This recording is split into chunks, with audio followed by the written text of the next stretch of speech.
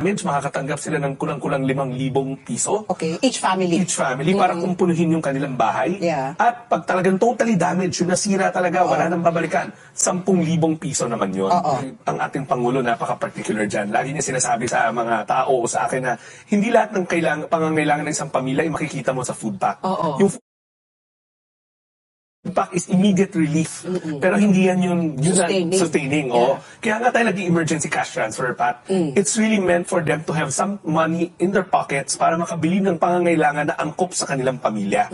Alam mo, meron bang matanda dyan na kailangan ng gamot? Or meron bang mga nanay na pregnant and lactating? So yung cash assistance, doon mapupunta yon.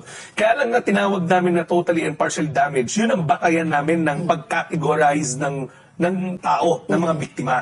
Siyempre, yung talaga nasira yung buong bahay, wala yung babalikan. So yung mga gamit niya, wala na yun. So we have to give them more, 10,000 yun. Pag partially damaged, mga 5,000. Ano lang yun, kumbaga yun yung categorization namin. Pero yung cash na ibinibigay empowers them na bumalik sa normal na buhay. Kailangan mo ba bumili ng gamit para sa paaralan, para yung mga anak mo makabalik na sa school. So that's what the cash assistance is for.